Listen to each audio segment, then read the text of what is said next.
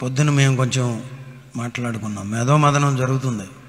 వర్తమానం ఏమైనా ఎఫెక్ట్ అయిందా, ప్రజలు ఏమైనా దీవించబడ్డారా, ప్రజలు ఏమైనా కదిలించబడ్డారా, ఈ పాట వల్ల ఏమన్నా ప్రయోజనం ఉందా? ప్రతి పాట వలన ప్రయోజనం ఉండాలి. అలా మీరు సిద్ధపడి రావాలి, ప్రభువుని అడుక్కొని రావాలి, మనవి చేసుకొని రావాలి. వాణి పిచ్చెక్కినట్లుగా ఇల్లంతా రాసిపెట్టింది, ప్రభువా మీరు రండి నాయన, మీరు మా మీటింగ్కి రావాలి నాయన, మీరు లేకుండా మేమేం ఇంటి గోడల మీద చిన్నపిల్లలు రాస్తారు, ఇంటి గోడల మీద. పెద్దోళ్ళు ఎవరైనా రాస్తారా?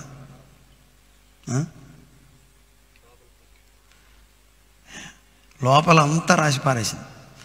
కరుణాకర్ గారు ఇందాక అడుగుతున్నారు, అమ్మ నువ్వేనా రాసిందని వాళ్ళ అమ్మాయిని అంటుంది. చాలా ఆశ, చాలా తపన. మీరు వెళ్ళబోయేసరికి ఏదో ఒకటి ప్రభు కొరకు ఒక నిర్ణయం చెయ్యాలని,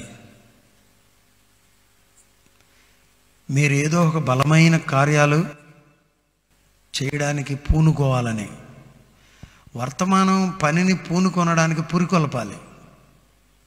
రే ఏంటి ఆడ రేగిపోతాడు, వాడు చూస్తున్నావు ఇంటి ఊరికనే అందనుకో తల్లి, వీడు పేడు పట్టుకుంటాడు, వెళ్ళి ఆడి తలకాయ పగలగొట్టేస్తాడు. అది చెడ్డను చేయడానికి పురికొల్పే పని. మనము ప్రేరేపణ, చెడు కొరకు ప్రేరేపణ, వర్తమానాలు కృప కొరకు ప్రేరేపణ, మందిరం కొరకు ప్రేరేపణ, పాడడానికి ప్రేరేపణ, ప్రభు కొరకు పరుగులెత్తడానికి ప్రేరేపణ, దేవుని పని కొరకు ఇవ్వడానికి ప్రేరేపణ. మిమ్మల్ని ప్రేరేపించాలి. దేవుని వాక్యమే ప్రేరేపితం. It's God's word is inspired word. God he's inspired the people, then they spoke out. ప్రభు వారిని ప్రేరేపించాడు కాబట్టి వారు పలికారు. మీకు ప్రేరేపణ రావాలి. నిద్రొచ్చి పక్కోళ్ళతో ఆడుకుని అటు ఇటు తిరిగి సభలోనే పడుకుని, ఇవన్నీ కూడా దుష్టుడు చేసే పనులు. సభలో పడుకోవటం ఏంటి దరిద్రం.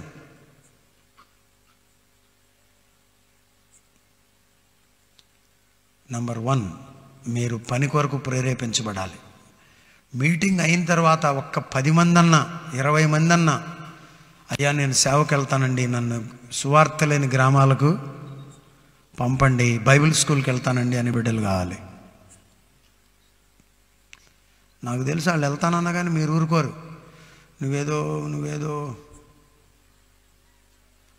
ఒకసారి గండిగుంట మీటింగ్కి వెళ్ళాం. ఓ పెద్ద ఆయన కర్ర వేసుకుని మెల్లగా నడుస్తున్నాడు, నడవలేకపోతున్నాడు. సరే అమ్మిని పెద్ద ఆయన నడవలేకపోతున్నాడు, చేతులు పట్టుకుని చేయి పట్టుకుని అక్కడ దాకా నడిపించిందంట. మాటలో ఏ ఊరు తాతగారు, ఎక్కడి నుంచి వస్తున్నారంటే మాది ఈ ఊరేనమ్మా అన్నాడంట. అమ్మిని ఇక్కడ ఉంది. అవునా అండి, రాజుబాబు నా కొడుకేనమ్మా, నా పిల్లలందరూ బాగా చదివారమ్మా, పంతుళ్ళు అయ్యారు, టీచర్స్, బాగా పెద్ద పెద్ద ఉద్యోగాలమ్మా, ఈడే టైపోయాడు అన్నాడంట. అప్పుడు అమ్మిని, అప్పుడు ఇంకా రక్షణ మొదలు. ఆయన ఐఏఎస్ చదివించి కలెక్టర్ని చేయాలనుకున్నానమ్మా, సేవ అంటే ఇట్లా వచ్చేసాడు. అది నేను చెప్పడం ఆయన చెప్పడం కాదు, అయ్యగారే చాలా సభల్లో చెప్పేవారు, మా నాన్నగారు ఇట్లా అనుకుంటున్నారు నా గురించి అని. పిల్లల గురించి మీరు పిల్లలు సేవకు వెళ్తాననే మాట, ఒక్క మాట అంటే దాన్ని పట్టుకోండి. పిల్లలు పరిచర్య చేస్తానంటే పంపించండి. సువార్త కొరకు మీరు రోజు ప్రేరేపించవచ్చు కదా, వాళ్ళని నూరిపోయొచ్చుగా, ప్రభువు కొరకు ప్రేరేపించవచ్చుగా. స్త్రీలు పిల్లల్ని, భార్యలు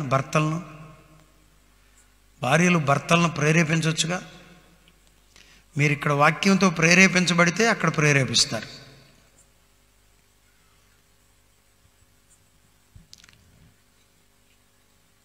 మీటింగ్ ద్వారా కొన్ని ఆత్మలన్న ప్రభు దగ్గరకు రావాలి. ప్రభువుని అంగీకరించిన వారు ఉన్నారో లేరో మీరు పక్కన ఎప్పుడన్నా తడుముకుంటున్నారా? అమ్మా యేసు ప్రభువుని అంగీకరించావా అని మీటింగ్లో అడిగావా? ఏంటో వాళ్ళకి ఆటో పెట్టారు, నువ్వు ఎక్కావంతే. ఒక్క రోజన్నా ఆటోకి వాళ్ళు డబ్బులు తీసుకోకూడదు నాన్న, తీసుకోమాక, నేను ఇస్తాను అందరికీ. డ్రైవర్ గారు ప్రభువు నన్ను దీవించాడు, దా ఆటోకి వాళ్ళు నేను ఇచ్చేస్తాను రా అన్నావా? ఇంకా మరి ఎప్పుడు ప్రభువు నిన్ను దీవించడానికి ఇవన్నీ మార్గాలు? ఇంకెప్పుడు మందిరంలోకి వెళ్ళి అవసరత ఏంటో చూస్తున్నావా? దాని కొరకు ఇక్కడ కృపను పొందాలి. కృప దయచేయను ఆయన, కృప దయచేయను ఆయన, కృప అడుగుతారు కొంతమంది. ఏ కృప? ప్రక్క వ్యక్తిని, అమ్మా మీరు ఎక్కడి నుంచి వచ్చారు? మీరు రక్షణ పొందారా? బాప్తిసం పొందారా? ఒక్క రవ్వ మాస్టర్ తగ్గించున్నాను, నేను కొంచెం గట్టిగా మాట్లాడతాను. రక్షణ పొందారా? బాప్తిసం పొందారా అని అడిగావా? మా చెల్లి శ్రీలత విజయవాడలో ఉంటుంది.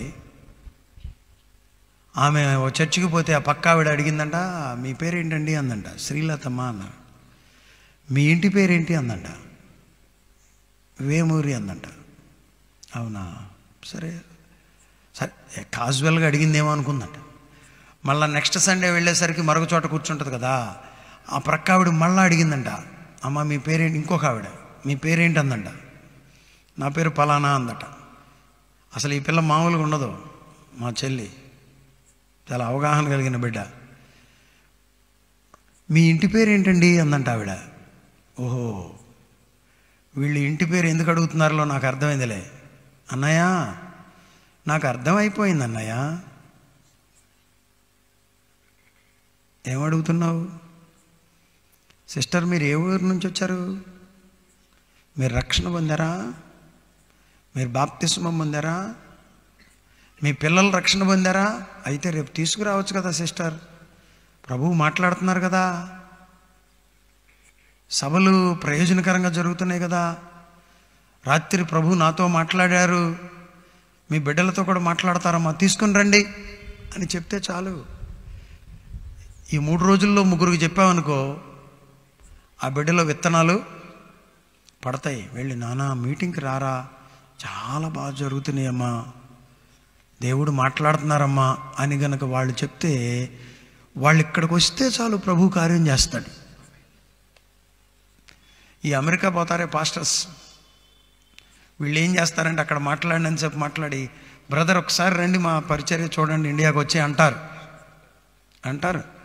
మీకు తెలుసుగా. వాళ్ళు వచ్చారనుకో ఏం జరుగుద్ది? జరగాల్సింది జరుగుద్ది.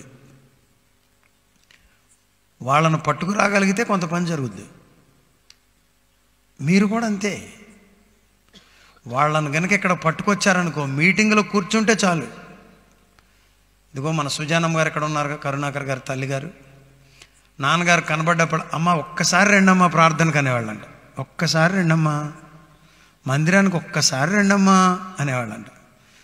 ఆవిడ చెప్పిన సాక్ష్యం ఏంటంటే ఒక్కసారి వెళ్ళారంట, అంతే ప్రభు అక్కడ కార్యం చేశాడు. హల్లెలూయా, హల్లెలూయా. ఒక్కసారి కూర్చుంటే చాలు ప్రభు కార్యం చేస్తాడు. ఒక్కసారి మందిరంలోనికి వస్తే, ఒక్కసారి దేవుని మాట వింటే, ఒక్క పాట అక్కడ పడితే దేవుడు గొప్ప కార్యాన్ని చేస్తాడు.